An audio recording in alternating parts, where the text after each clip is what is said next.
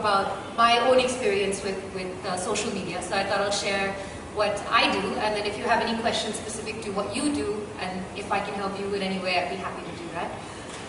Just sit back and think, what is it about you, about your brand and your access to what you do that nobody else has?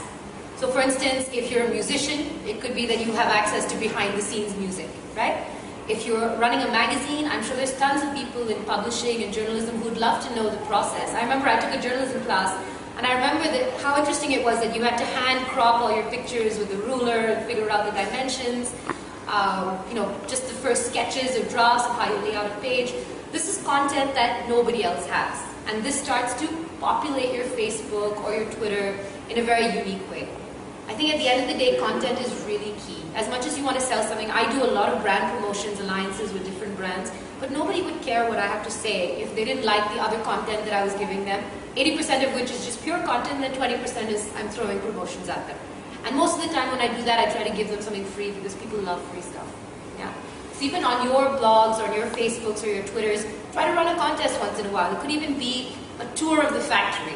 It could be something that you would not normally have a chance to experience, and people love to have new experiences like that. That I use, which I felt was really effective for me, is I created this anime, this little version of me online in alliance with Flip Videos. This is a high-definition video camera, and this is what Dhruvi is shooting me on right now. And you can get them branded. So if you do things that start promoting what you do across the board in your daily life, people will start to know who you are. Like for instance, if your laptop sleeves and all of your computers had your URL, a Twitter ID, there's no harm in actually pushing that out, promoting that. Because the next time someone interacts with you or one of your colleagues will be like, oh, I've heard of that name. And I think Digital Vidya does that because I've seen them online a lot before I actually had this conversation to come here.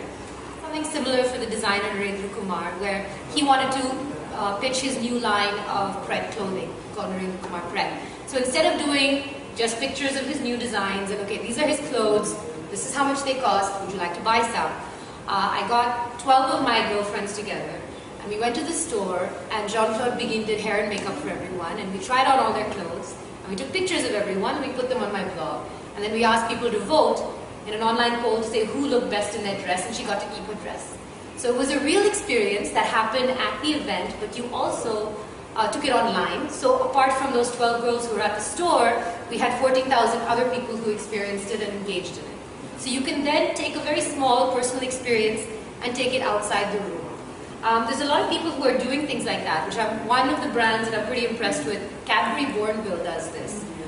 So they're very heavily on Twitter with the Have You Earned It Twitter handle. And they constantly message all the celebrities and people of influence on Twitter and they say, have you earned it? Would you like to have a Cadbury party? And they send you wine and chocolate and they just say, have a good time because you've earned it. And then you may or may not put your pictures back up after the event, but you have this experience and then they'll say that Miss Malini had a Cadbury party, she had a great time, would you like to have one?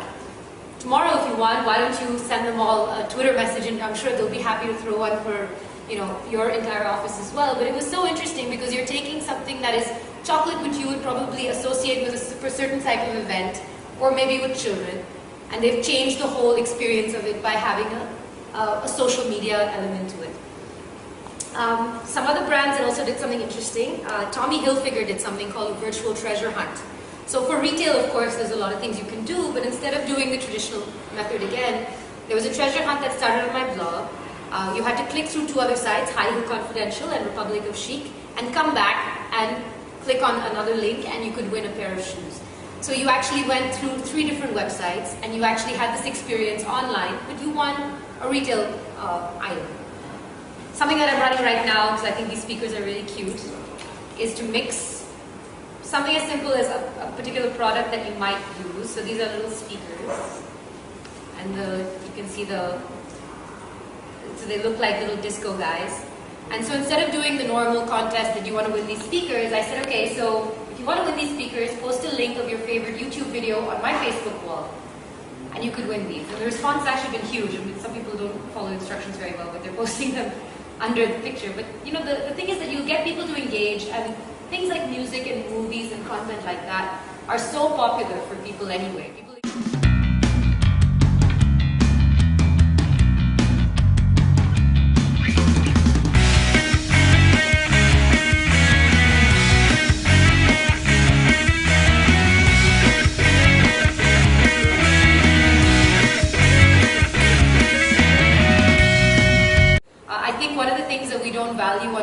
search bar on Twitter. We just put our messages out, we read what our friends write, and then we log out because there's no new messages for us. But if there are things that you're interested in, especially in your field of work, use that search bar. The reason those hashtags are there are so that anybody who's writing about a certain topic, all those messages show up there. So for instance, if we hashtag this event, which there is one, right? DV. Yeah, so that's going to be up there, and all the messages that anyone has written, even if you're not following them, will show up in that search. So you will find that what Twitter was trying to do was create communities around things that interest people. One of the things that I learned recently online is that when you use social media, the best thing to do is be a little humble about it, and more than talk about yourself and things that you're doing. For every one of those messages, you should write 12 about other people. Whether it's an interesting movie you saw, a book you read, something to do with an event that you went to, for instance this event, and someone else said something interesting, feel free to write about that. So you then garner interest because people start valuing your opinion and they start feeling like you're saying something that's worth listening. A few quick Twitter tips. Use hashtags. It'll help people even who are not following you find you online. So if you hashtag something that you do with your brand, it'll probably pop up a lot better. Encourage people to retweet. Just a simple RT at the end of your Twitter message, you'll be amazed how many people will say, oh, well, I'll retweet it. Retweet other people. It builds a lot of goodwill. Also, don't promote something that you don't honestly support and believe in. Try not to, and I made this mistake the other day when someone sent me a message saying, Facebook now has a dislike button, and I was like, that's awesome, and I tweeted it, and it was actually a virus, and I was like, oh shit, I'm sorry. So then you have to go back and apologize. But it's okay, people understand if you get excited about stuff, because they I met these guys from a search engine perspective, and they told me something very interesting. They're saying it's changed now how people search on Google. What's happening is that Google now, when you search, picks up videos and pictures on top when you search for anything. So most brands in India especially don't have any video content. So even if you have a very serious brand or a more fun brand, whatever it is, start creating short 30-second, 40-second video clips. Just create a YouTube channel like this, and your search results will always show up on top in search. So like for instance, Farmville would have worked really well for an agricultural brand, right? I mean, they just never bought into it, but it would have been genius for them.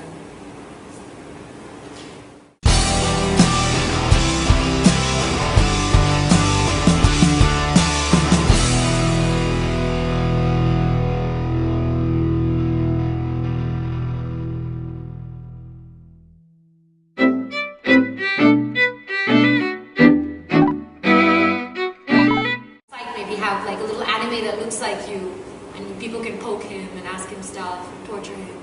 Sorry? Yeah, they do. Some people have a lot of money.